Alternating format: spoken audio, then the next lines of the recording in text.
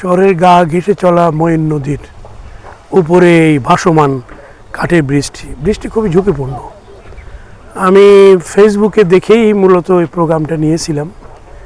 এর প্রতিবেদক যেটি বলেছে যে এটি ঝুঁকিপূর্ণ সেতু, এই এলাকার হাজার হাজার মানুষ এখানে বসবাস করে। এটি জনভোগান্তি দূর করতেই আমরা খুব তাড়াতাড়ি প্রকল্প হাতে নেব এবং এটি আমাদের বাস্তবায়ন করতেই হবে। এটি আমাদের বড় চ্যালেঞ্জ।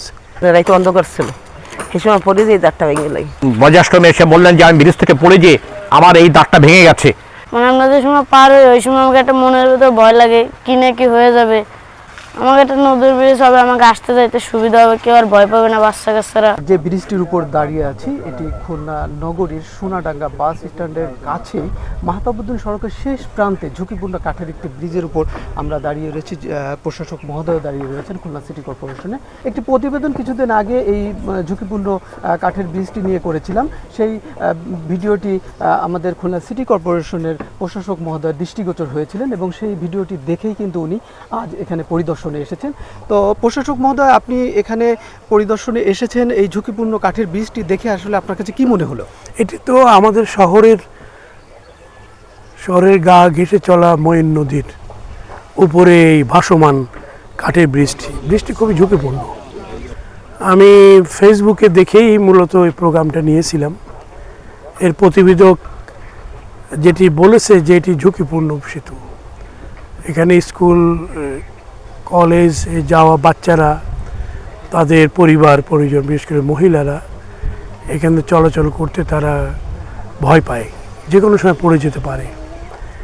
সে কারণেই জনগণের এই ভোগান্তি দূর করতে কি করা যায় করণীয় সম্পর্কে আমি আমার সিটি কর্পোরেশনের চিফ ইঞ্জিনিয়ার এবং অফিসাররা আমরা এসেছি। আমরা এটা ঘুরে দেখলাম, এটি অবশ্যই এখানে একটি নতুন ব্রিজ করতে হবে আমাদের। এখানে এলজিডি কাছে আমরা লিখেছিলাম ময়ূর নদীর পরে একাধিক ব্রিজ করার জন্য। ইতিমধ্যে তারা 2টি ব্রিজের নকশা তৈরি করেছে। এইটা ছিল না, এটা আমরা নতুন করে অন্তর্ভুক্ত করার জন্য আমরা লিখব। যদি তারা না পারে তাহলে সিটি কর্পোরেশনকেই এই উদ্যোগ নিতে হবে। কারণ এটি আমাদের 2টি এলাকা, একটি হচ্ছে ময়ূর আবাসিক, ময়ূরে আমাদের আরাফাত প্রকল্প, আরেকদিকে মাহতাবউদ্দিন সড়ক বাস স্ট্যান্ডের পাশ দিয়ে আসা। এই এলাকার হাজার হাজার মানুষ এখানে বসবাস করে। এটি জনভোগান্তি দূর করতেই আমরা খুব তাড়াতাড়ি প্রকল্প হাতে নেব এবং এটি আমাদের বাস্তবায়ন করতেই হবে। এটি আমাদের বড় চ্যালেঞ্জ। পরে গেছিলাম, এখানে বৃষ্টি ছিল, বৃষ্টিতে আমি এই পাড়া দিয়েছি ওর অর্ধেক ভিজে গেছে, তখন আমি খেয়াল হতে রাইতে অন্ধকার ছিল, সেই সময় পড়ে যে দাঁতটা ভেঙে গেল। এই রোডে অগণিত হাজার হাজার মানুষ এখানে বসবাস করে, গরিব দুঃখী মানুষ, মধ্যবিত্ত, এবং তাদের এই বাচ্চাদের সহ চলাচলের প্রচণ্ডভাবে ভোগান্তি হয়।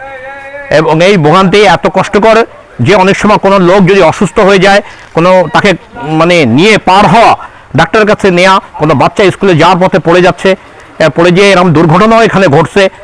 বৃদ্ধা লোকগুলো পড়ে গেছে, পড়ে যেয়ে এরকম দুর্ঘটনা অতীতে দেখা গেছে এখানে। আর একটু আগেই আপনাদের সম্মুখেই আমাদের এই এলাকার এক মেয়ে আর কি বজ্রাষ্টমে এসে বললেন যে আমি ব্রিজ থেকে পড়ে যে আমার এই দাঁতটা ভেঙে গেছে। আমরা তাকে এই যে মানুষের ভোগান্তির কথাগুলো বলেছি, এটাকে এই ব্রিজটাকে আমরা 2টি এলাকার সংলগ্নে যে ব্রিজটি, এটাকে যেন সে আরও সুন্দরভাবে বড় করে এটাকে সংস্কার করে যাতে মানুষের ভোগান্তিকে দূর করতে পারেন সেদিকে দৃষ্টি দেওয়ার জন্য বলেছি। তিনি আমাদেরকে প্রতিশ্রুতি দিয়েছেন এবং আগামীতে, এবং তার সঙ্গে যেসব অফিসাররা এসেছিলেন তাদেরকেও বলেছেন যে এটাকে নোট করে যাতে আমরা অচিরেই এই মানুষের ভোগান্তিগুলোকে দূর করতে পারি, সেই প্রতিশ্রুতি তিনি আমাদেরকে দিয়ে গেছেন। মানে আমরা যে সময় পার হই ওই সময় আমাকে একটা মনের ভিতর ভয় লাগে, কি না কি হয়ে যাবে আসার সময়। এই আমরা ভাবে উঠি, কিন্তু আমরা উঠতে পারি না। আমাকে একটা নদীর ব্রিজ হবে, আমাকে আসতে যাইতে সুবিধা হবে, কেউ আর ভয় পাবে না বাচ্চা কাচ্চারা। আপনি তো এই যে সাইকেলে করে গ্যাস নিয়ে প্রতিদিন কয়েকবার এখান থেকে পার হন, তো আসলে পার হতে গেলে কি সমস্যা আসলে আপনি মুখোমুখি হন? পার হতে গেলে তো সমস্যা আছে, এক হচ্ছে ভাসমান ব্রিজ। এই ভাসমান ব্রিজে রিক্সের উপরে যাওয়া লাগে আমাদেরকে। আমরা চাচ্ছি যে এরপরে যদি একটা ব্রিজ হয় তাহলে অন্তত আমাদের যোগাযোগ ব্যবস্থাটা আরও ভালো হবে। সে বলছে যে তার এটা অনুমোদন ছিল না, আমরা এটা নিয়ে যাচ্ছি, এটা অনুমোদন করাবে আর কি। সে আমাদের আশ্বাস দিয়েছে ব্রিজ হওয়ার সম্ভাবনা আছে। তো এই এলাকার মানুষের দুঃখ দুর্দশা এবং এটা ব্যবহার করতে যে তাদের সমস্যা হয় সেটি কিন্তু তিনি বুঝেছেন এখানে পরিদর্শনে এসে, এবং খুব দ্রুত সময়ের মধ্যে তিনি এটিকে কিভাবে লাঘব করা যায় সে বিষয়ে তিনি সিদ্ধান্ত নেবেন এবং কাজ করবেন বলে জানিয়েছেন।